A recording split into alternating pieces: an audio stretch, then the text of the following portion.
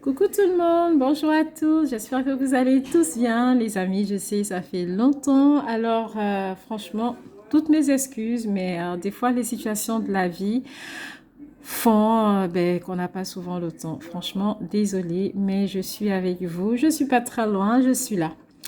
Alors, si c'est la première fois que tu tombes sur cette chaîne, je vais tout simplement te demander de prendre des notes parce que sur BAM ton CAP, tu vas pouvoir avoir comme ça beaucoup d'informations pour te permettre de préparer au mieux ton examen. Aujourd'hui, les abonnés, il y a une abonnée, autant pour moi, qui m'a posé une question et j'ai tenu à lui faire un retour.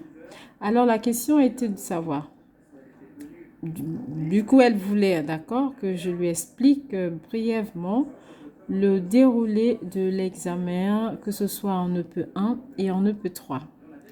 Je sais que j'ai déjà fait des vidéos là-dessus, donc j'encourage vraiment chacun de vous de faire le tour de ma playlist. J'ai pas beaucoup de vidéos actuellement, donc je pense que j'en ai 80, 90 max. Donc, je vous encourage vivement à faire le tour des vidéos. Vous allez avoir beaucoup d'infos, je vous assure.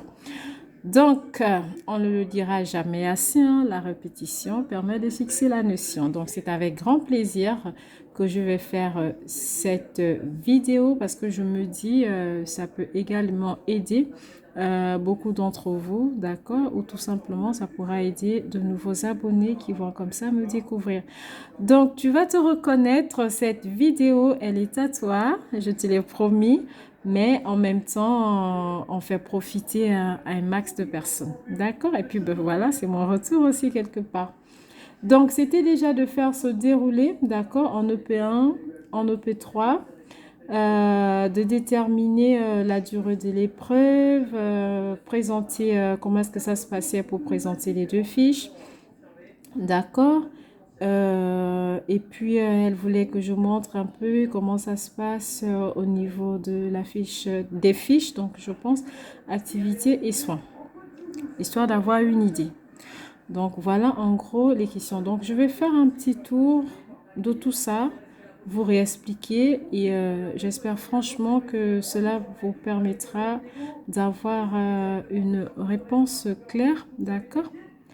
Alors, en ce qui est du déroulé EP1, EP3, d'accord, je commencerai par l'EP1, d'accord?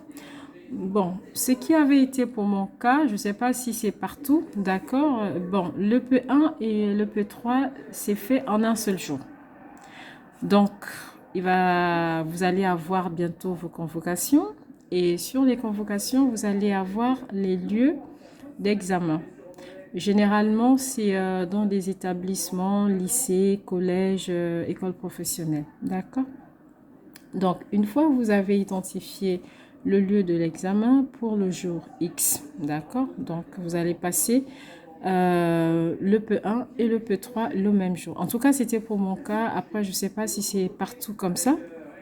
Donc, lorsque vous arrivez, vous allez avoir une personne qui va vous recevoir. Vous allez être dans une salle, si on peut appeler ça une salle d'attente ou une voilà. Donc, vous allez tous être là ou tout simplement dans un couloir. Tout dépendra de l'établissement et de l'organisation qui se mettra en place par rapport à l'examen. D'accord? Donc, on va vous appeler et chacun devra présenter sa pièce d'identité. Donc, bien évidemment, ils ont déjà des listes, hein. Donc, vous venez, vous donnez votre nom. Ils vont regarder sur la liste, sur les listes, autant pour moi.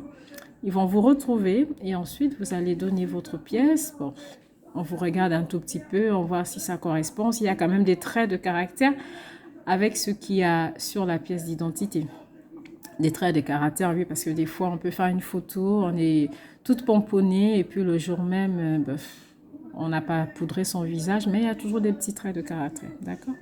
Donc, une fois cette étape d'identification faite, vous allez tout simplement rester soit dans une salle, soit dans un couloir avec des chaises.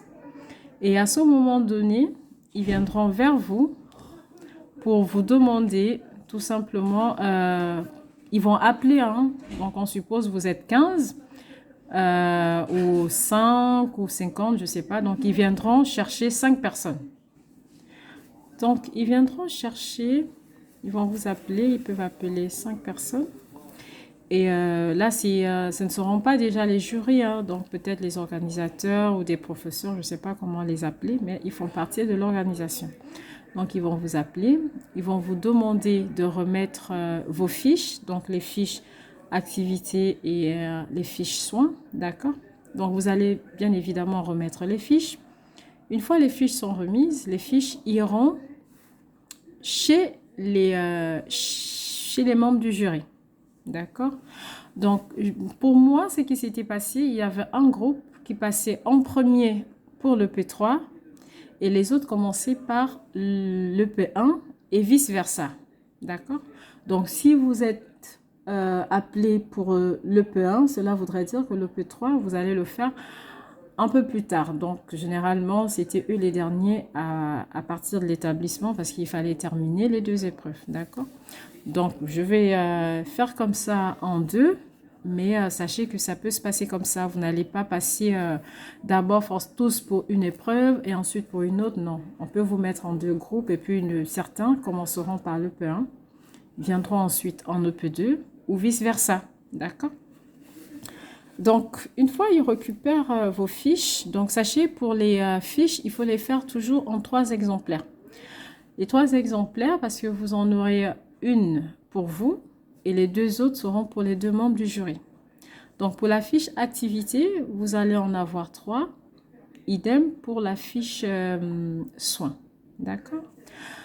Donc, les membres du jury, ils ont déjà en amont vos fiches. Ça leur permet de faire le tour et de prévoir des éventuelles questions, bien évidemment. Donc, pour le P1, il faut savoir que vous allez passer pour 25 minutes. Dans les 25 minutes, vous allez avoir 5 minutes de présentation et 20 minutes pour les questions.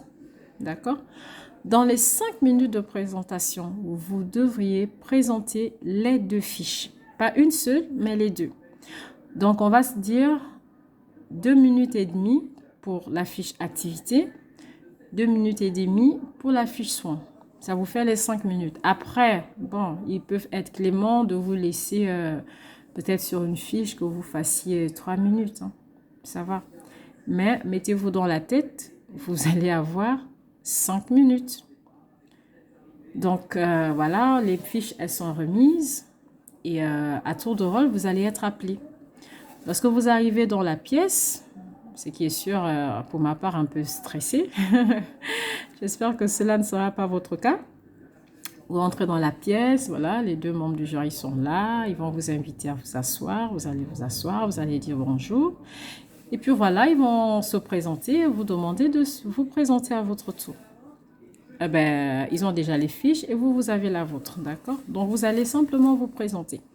Lorsqu'on se présente, qu'est-ce qu'il y a lieu de faire? Dans la présentation, le chrono n'est pas déjà enclenché, hein, non. Donc, dans la présentation, c'est de dire comment est-ce que vous vous appelez, bon, si vous êtes marié, si vous n'êtes pas marié, ça, c'est pas leur problème. C'est votre vie personnelle, ça ne regarde que vous. Donc, si vous voulez le dire, hein, vous êtes libre de le faire, mais si vous ne voulez pas, ça ne vous enlèvera pas de points. Donc, vous vous présentez, je suis Madame Catherine, voilà, vous donnez votre nom, votre prénom. Si vous travaillez déjà, vous pouvez le dire, ou si vous êtes en alternance, je ne sais pas, vous pouvez, d'accord? Et voilà, vous pouvez terminer votre présentation en disant tout simplement que cette année, vous passez le CAP dans l'espoir de devenir, moi je vais prendre un exemple, dans l'espoir de devenir assistante maternelle, d'accord? Donc, il faut toujours préciser ce que vous désirez faire après l'obtention du CAP. Cette petite introduction, je vous assure, elle est importante. Ne la prenez pas de façon banale, c'est vraiment important parce que ça permet aux membres de jury de se projeter. Qu'est-ce que vous comptez faire? Voilà, vous passez le CAP. Ah, ok, c'est pour devenir assistante maternelle. On peut éventuellement vous poser la question, hein, mais pourquoi assistante maternelle? Pourquoi pas dans les crèches? Bon, là, c'est une autre partie, d'accord? Donc, une fois la présentation terminée, et bien, du coup, ils vont vous demander de parler de vos fiches. D'accord? Donc là, n'allez pas lire la fiche, hein. Franchement, ne lisez pas. Vous pouvez le lire, la lire, mais vous allez perdre des points. Parce que ce n'est pas professionnel du tout. Vous avez eu le temps de travailler vos fiches. Donc, on suppose que vous l'avez mémorisé. Et surtout, c'est quelque chose, certainement, que vous avez eu à faire lors des stages. Ou si vous êtes en intérim, c'est quelque chose que vous avez l'habitude de faire. Donc, essayez de retenir au maximum. D'accord? Je suis d'accord avec vous. 2 minutes et demie, ça passe hyper vite. Mais moi, j'ai fait des vidéos et je vous encourage. J'ai fait une vidéo autant pour moi et je vous encourage à la regarder. D'accord? Voilà. Avant de continuer, je tenais à préciser parce que dans la question qui m'était posée, la question de l'abonné, c'était de savoir, je pense, s'il fallait présenter l'école maternelle et autres. En ce qui est de l'EP1, après, si je me trompe, hein, vous pourrez me le mettre en commentaire. D'accord? Pour la préparation des fiches, en fait, l'intervalle considéré ou pris en compte, c'est de 0-3 ans. D'accord? Donc, c'est plus tout ce qui se fait en crèche. C'est vraiment pas les enfants qui sont déjà rentrés en école maternelle. Tout ce qui est école maternelle, ce sera plus lorsque vous allez passer l'épreuve de EP2. Là, vous seriez dans la peau d'une ATSEM. D'accord? Lorsqu'on est dans la peau de l'ATSEM, c'est un peu l'épreuve EP2. C'est pour cela, ceux qui s'y connaissent un peu au déroulement en école maternelle seront beaucoup plus à l'aise pour passer, pour écrire l'épreuve d'EP2. Mais pour les fiches, c'est vraiment pour des enfants de 0-3 ans. Sinon, 0-2 ans et demi, pour vraiment être clair. D'accord? Parce que c'est vraiment plus ce qui se passe en crèche. D'accord? Donc, lorsque vous allez présenter les fiches, ce n'est pas le déroulement en maternelle, mais plus le déroulement en crèche ou sinon auprès d'une assistante maternelle qui s'occupe des enfants de cette tranche d'âge. D'accord? Ça, c'était vraiment pour éclairer. D'accord? Donc, si vous avez fait des stages avec des 0-3 ans, c'est parfait. Mais ce n'est pas des élèves ou des enfants de maternelle. D'accord? Donc, une fois, voilà, vous avez fini de vous présenter, vous allez passer à votre temps de 2 minutes et demie.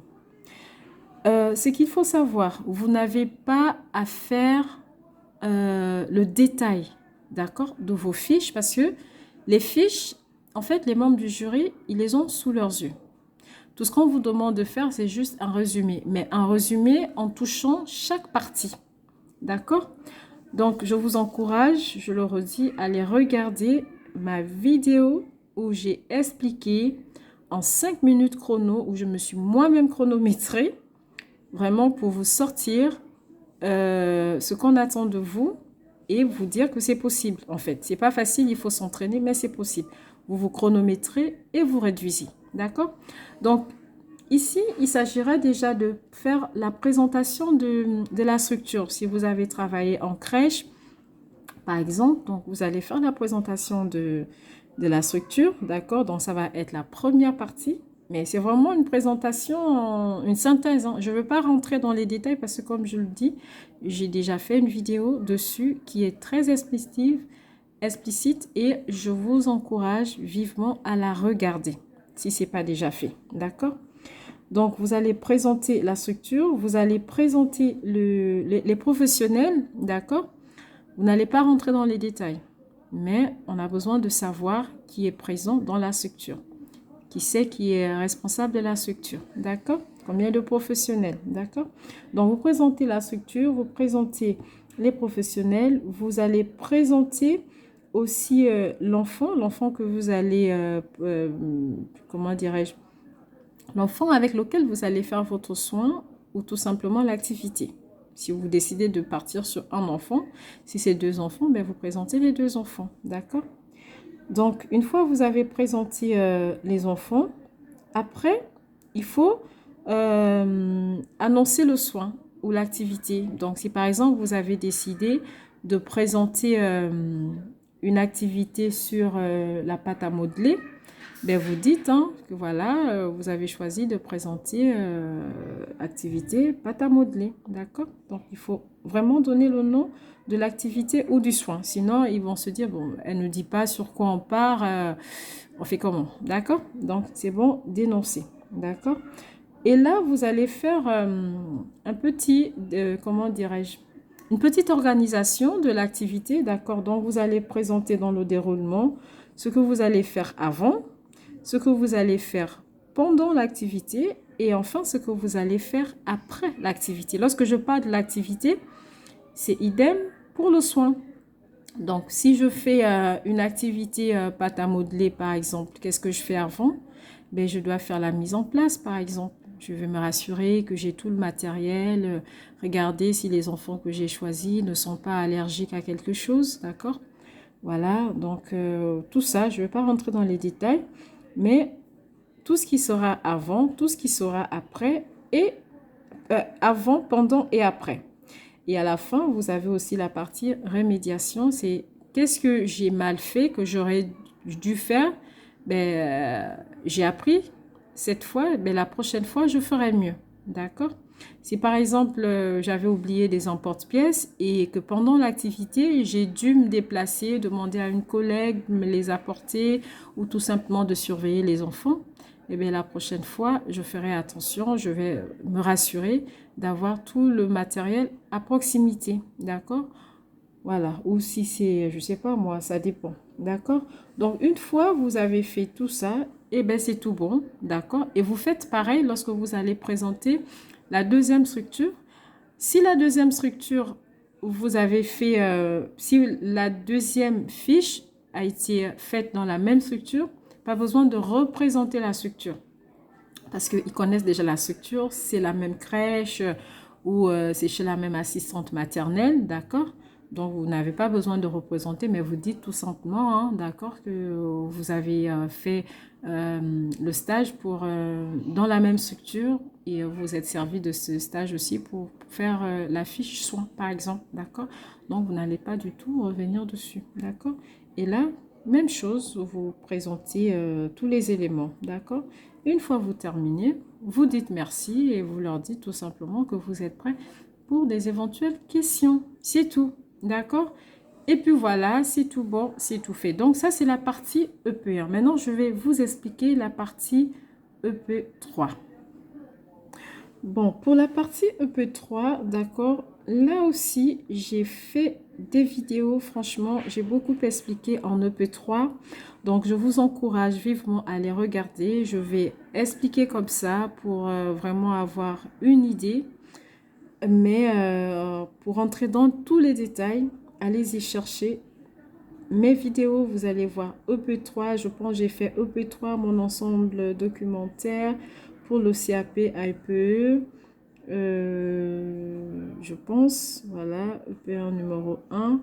Mais vous allez franchement tout avoir. J'ai essayé, vraiment, j'ai essayé de faire un ensemble documentaire tel qu'il se présente à l'examen et j'ai détaillé toutes les questions.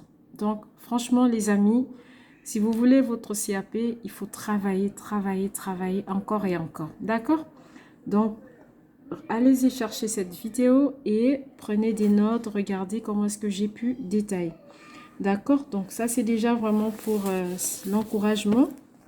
Donc, en ce qui est de l'EP3, il faut savoir que l'EP3, c'est la même chose. Donc, vous allez être dans l'attente hein, et puis on va vous appeler, on vous mettra dans une pièce. Donc, vous n'allez pas tous passer au même moment. D'accord? On viendra chercher un petit groupe, peut-être de 5 personnes, parce qu'ils vont aménager une salle. Et dans cette salle, ils mettront des tables bancs, voilà, comme au collège. Hein. Et sur chaque table, on mettra un élève, d'accord. Ils vont vous distribuer ensuite des brouillons et l'ensemble documentaire, d'accord. Donc là, vous allez avoir 1h30 pour l'écrit. Parce qu'après l'écrit, vous allez passer devant 2 membres du jury et là-bas, vous allez avoir une séance questions, d'accord, au moins pour 25 minutes. Donc, vous allez avoir 5 minutes pour expliquer et 20 minutes pour les questions, d'accord. Mais bien avant cela, vous allez d'abord faire l'écrit. En EP 1, il n'y a pas d'écrit, mais en EP 3, il y a l'écrit. Écrit et oral. Donc, pendant les 1h30, on va vous remettre un ensemble documentaire. C'est vraiment un ensemble quand même volumineux parce que vous en avez pour 10, sinon plus de pages. D'accord? En gros, une dizaine de pages. Hein. Je ne saurais vous dire si c'est 12 ou 13 parce que lorsqu'on termine l'examen, ils reprennent tout. Donc, on n'a pas de support qui nous reste dans les mêmes, malheureusement. D'accord? Donc, vous allez avoir 1h30, vous allez avoir cet ensemble documentaire d'une dizaine de pages, d'accord? Et là, voilà, on va vous distribuer, donc vous êtes un petit groupe de 5, donc il y a quelqu'un qui est là, qui, bien évidemment, qui surveille, hein, comme ça il n'y a pas de communication entre vous, et le reste, les autres élèves, en fait, ils ne sont pas dans la pièce, ils vont toujours rester dans le hall ou dans l'autre pièce où on vous a demandé d'attendre, d'accord? Voilà, et vous allez commencer à travailler. Donc, dans l'ensemble documentaire, d'accord, prenez le temps, franchement, de tout parcourir parce qu'il a l'air volumineux, mais il y a toutes les informations dont vous aurez besoin pour vraiment réussir votre EP3, d'accord? Donc, là-dedans, qu'est-ce que vous allez avoir? Vous allez avoir une mise en situation, d'accord? Donc, vous allez avoir une mise en situation qui s'appelle souvent le contexte professionnel. Vous allez avoir une partie question, d'accord? Et puis, vous allez avoir des annexes, d'accord? Des annexes, ça peut être la présentation du quartier, donc le lieu d'habitation. Par exemple, s'il y a un parc à côté, ils vous mettront qu'il y a un parc. S'il y a la PMI qui est à côté, s'il y a je sais pas moi. En tout cas, tout ce qui peut aider par rapport à votre âge, parce que s'il y a un parc à côté, cela sous-entend que vous pouvez emmener les enfants pour une promenade. Maintenant, à savoir si ça peut se faire à pied ou avec votre véhicule personnel ou tout simplement en transport commun. Donc, on va vous faire un plan comme ça avec une échelle, d'accord?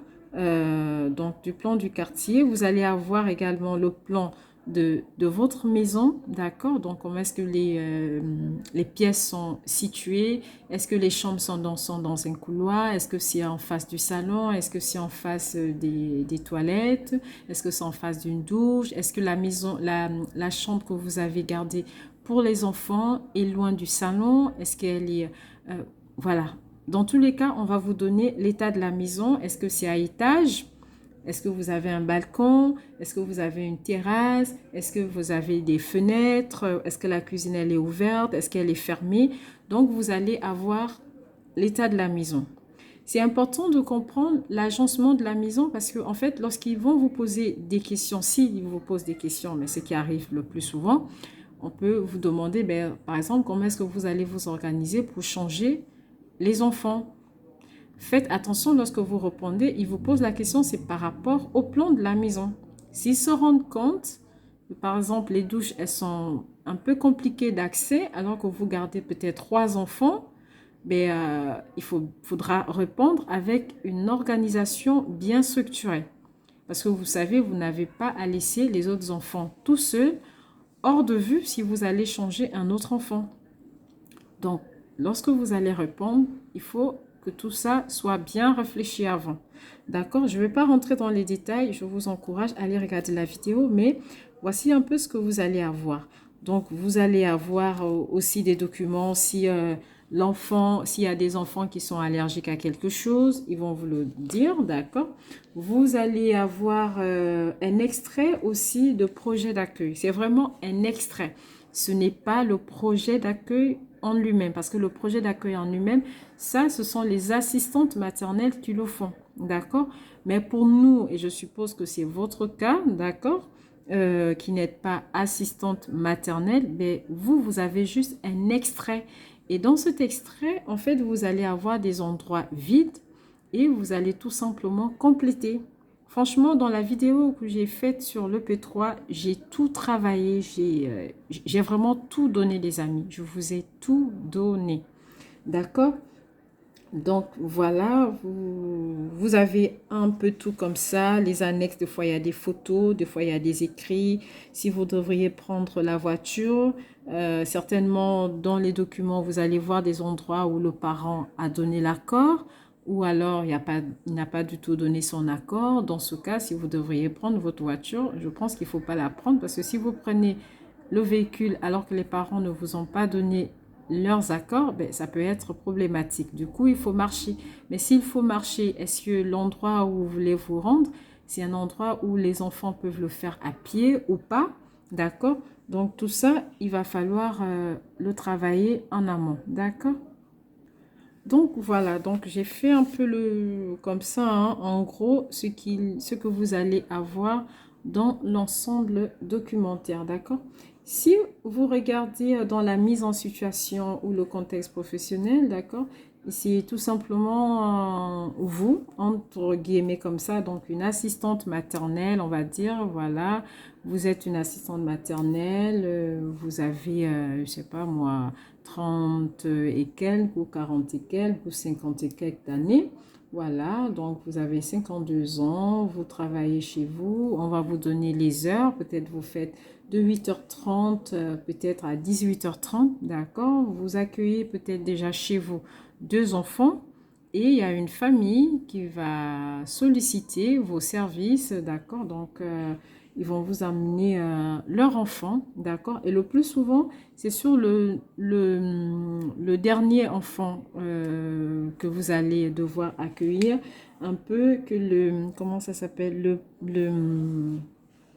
l'extrait, voilà, l'extrait du projet d'accueil se basera, d'accord? Tout sera un peu sur cet enfant-là, parce que c'est cet enfant qui a besoin de l'extrait de projet d'accueil. Les autres, vous avez déjà fait tout ce qu'il y a à faire, d'accord? Mais le tout dernier, vous devez travailler son projet d'accueil pour montrer aux parents comment est-ce que vous travaillez et surtout comment est-ce que ça va se passer parce que vous avez déjà d'autres enfants aussi, d'accord? Et eux aussi, ils vont un peu vous donner, voilà, ce qu'ils attendent de vous, comment est-ce qu'ils gèrent leur enfant à la maison, comment est-ce qu'ils s'en occupent, parce qu'il faut que ça soit une continuité. D'accord, si l'enfant a l'habitude de dormir 3 heures de sieste ou 2 heures de sieste, ben, il faudra bien que chez vous, cela soit respecté. D'accord? Donc voilà, donc l'extrait de projet sera vraiment axé sur cet enfant que vous allez bientôt accueillir, mais pas sur tous les enfants. Donc il faudra bien répondre en vous basant sur ce nouvel enfant que vous allez accueillir chez vous. D'accord? Donc, comme ça, vous allez avoir la mise en situation, vous allez avoir le nouvel enfant, on va vous donner les détails de cet enfant, comment est-ce qu'il mange, comment est-ce qu'il prend ses bibles, quel âge il a, qu'est-ce que les parents veulent, et ainsi de suite. D'accord? Et vous allez avoir des questions. Donc, des questions, hein, souvent deux ou trois, ça dépendra. Donc, on va vous demander peut-être de faire comme ça votre journée professionnelle. Donc, la journée professionnelle, c'est quoi? La journée professionnelle, c'est différent, elle est différente de la journée type des enfants, d'accord? La journée professionnelle, en fait, elle va inclure votre journée à vous, plus la journée des enfants. C'est-à-dire, si je reçois des enfants en tant qu'assistante maternelle, je reçois des enfants à partir de 8h30, ben, il faudrait que je me laisse 1 heure pour faire tous les petits préparatifs. Donc, si je dois faire à manger, ben, c'est à moi de le faire. Voilà, donc je vais le faire 1 heure avant, je vais m'apprêter, je vais manger, je vais faire tout ce qui est comme installation parce que vous savez, votre lieu de travail, c'est également votre lieu d'habitation. Donc, il faut tous les jours aménager et remettre encore comme c'était pour que vous puissiez retrouver votre lieu d'habitation et enlever tout ce qui concerne le travail. Et le lendemain, il faut refaire pareil, il faut nettoyer, il faut aérer, d'accord? Donc tout ce que vous allez faire avant l'arrivée des enfants, généralement 1 heure avant, d'accord? Cela fait partie de votre journée professionnelle. Ce que vous allez faire aussi une fois les enfants partis, ce que vous allez faire si besoin pendant la sieste des enfants, ça c'est votre journée professionnelle. Mais dans la journée professionnelle, vous allez inclure également la journée des enfants. Donc vous allez aussi, par exemple, dire, ben voilà, à telle heure, donc 1 heure avant, je fais les repas, je fais la mise en place et à telle heure, par exemple, les enfants vont commencer à arriver. Voilà, je vais prendre les transmissions et à telle heure, par exemple, je vais faire des jeux. Vous voyez? Donc, tout ce que vous allez faire dans la journée, vous allez l'inclure. Ça, c'est la journée type des enfants. Mais bien avant cela, vous avez déjà parlé de votre journée professionnelle, dans tout ce que vous allez faire avant l'arrivée des enfants. Ça, c'est la journée professionnelle. Les amis, faites attention, lisez très bien les questions. Parce que c'est dommage qu'on perde des points parce qu'on est hors sujet. Hors sujet, c'est-à-dire on m'a demandé de présenter la journée professionnelle et moi, avec le stress, avec tout ce qu'il y a, je ne sais pas, eh bien, vous faites que la journée type pour les enfants. Vous perdez des points, ça veut dire vous ne respectez pas la consigne. Et ça, c'est pas professionnel du tout. Donc, faites vraiment attention. Il faudra bien lire, sinon souligner, d'accord, pour vous rappeler qu'est-ce qui m'a été demandé. On m'a demandé la journée professionnelle, je la fais. On m'a pas demandé la journée professionnelle, on m'a demandé que la journée type des enfants. Eh bien, je parle pas de tout ce que je fais avant, mais je parlerai que de ce que je fais pendant l'arrivée des enfants jusqu'à leur départ. De l'arrivée des enfants jusqu'à leur départ. D'accord? Donc, faites extrêmement attention parce que sinon, vous allez malheureusement perdre des points. On peut également vous demander de présenter un menu. Le menu, ça peut être soit pour tous les enfants, d'accord, que vous gardez.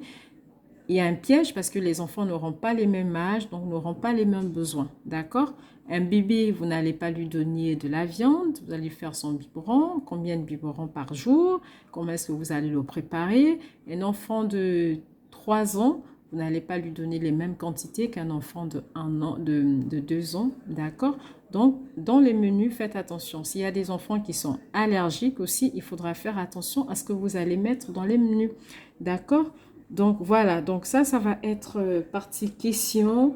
Donc regardez franchement ma petite vidéo que j'ai eu à faire. Vous allez avoir beaucoup d'informations.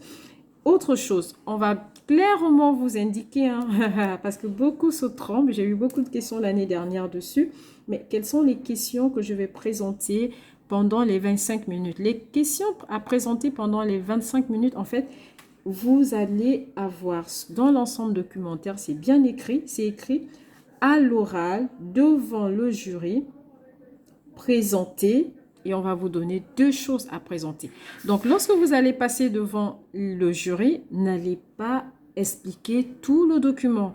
Parce que le document, je vous ai dit, vous allez avoir beaucoup de choses à faire. Vous allez avoir beaucoup de questions, vous allez avoir l'extrait de projet d'accueil, donc il y aura des trous, vous devez remplir. Mais lorsque vous allez passer devant le jury, c'est pas pour aller parler de tout ça, non. Non et non et non. Devant le jury, vous allez tout simplement parler de la partie qui a été bien écrite dans le document. C'est bien écrit, c'est pas caché, c'est pas à chercher, c'est écrit à l'oral devant le jury. Vous allez présenter. Donc, c'est uniquement les 2 choses qu'on va vous demander de présenter à l'oral que vous allez présenter devant le jury. Mais n'empêche que dans l'ensemble documentaire, ben, vous allez faire toutes les questions, d'accord? Donc, ça, il n'y a pas de problème. Mais devant le jury, il n'y a qu'une partie qui sera présentée. Les amis, faites très attention à ça, d'accord? Comme ça, une fois c'est fait, voilà. Autre chose, souvent, ils récupèrent le brouillon, hein. Je ne sais pas trop pourquoi, mais moi, le mien, il était parti. Et j'étais un peu en mode, en fait, des fois, je griffonnais, des fois, je cherchais des idées, des fois, je faisais des petits dessins. Je n'étais pas très à l'aise, mais bon. Ils avaient récupéré le brouillon. Bon, j'ai pas osé demander pourquoi, mais faites attention sur les brouillons. Ils vont les récupérer également. Voilà, donc je pense avoir fait le tour. J'espère sincèrement avoir répondu, hein. Donc voilà, donc une fois tout est fait, vous avez répondu à toutes les questions, vous avez bien identifié les 2 questions que vous allez présenter devant les membres du jury. Souvent, c'est soit de présenter le menu de l'enfant que vous allez recevoir, soit c'est le menu de tous les enfants. Donc, soit c'est la journée type, soit c'est la journée type des enfants, soit c'est votre journée professionnelle. Tout dépendra, mais généralement, c'est que 2 questions, d'accord, devant le jury. Mais lorsqu'ils vont vous poser des questions, les membres du jury, bien évidemment, ils peuvent aller dans autre chose. Hein. Ils ne vont pas rester que dans ces deux questions-là. Vous allez voilà, expliquer pendant 5 minutes, mais après, ils vont vous poser d'autres questions. Par exemple, ils peuvent vous demander, je dis comme ça, est-ce que vous pouvez sortir avec les enfants, sachant que la PMI se trouve à, je vais prendre un exemple, à 20 minutes de votre maison, comment est-ce que vous allez partir à la PMI, par quel moyen, est-ce que vous allez prendre votre voiture, que vous allez marcher, comment est-ce que vous allez faire? Bon, ça ne fait pas partie des deux questions à présenter devant le jury, vous êtes d'accord avec moi, mais ils sont libres de poser parce que dans votre ensemble documentaire, eh bien, il y a une partie où on vous dit, par exemple, que la PMI se trouve à 15 minutes de chez vous. Donc, ils veulent savoir si vous êtes professionnel, comment est-ce que vous allez vous organiser. D'accord? Donc, ce sera à vous de répondre, de dire, par exemple, ben oui, je peux y aller. Peut-être je vais partir en transport en commun parce que les parents de tel enfant ne m'ont pas donné l'autorisation de prendre leur enfant dans mon véhicule personnel. Du coup, n'ayant pas d'autorisation, ben, je vais m'y rendre en transport en commun. Ou si c'est un endroit qui n'est pas loin du tout et que vous avez un enfant qui marche de façon autonome, vous pouvez le faire. Hein.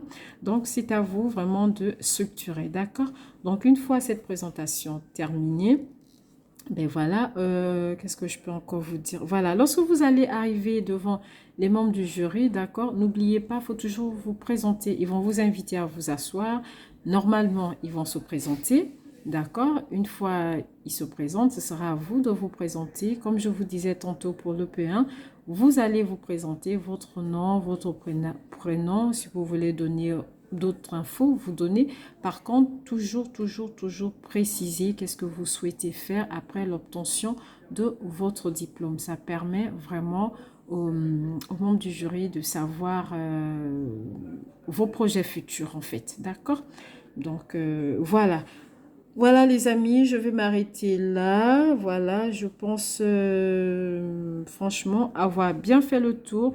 J'espère de tout mon cœur que cela va vous aider. J'espère à toi qui m'as posé cette question que tout ce que j'ai pu dire, tout ce que j'ai pu expliquer va t'aider et que maintenant ce CAP, tu vas me le valider. EP3, tu t'en vas chercher 18 de moyenne.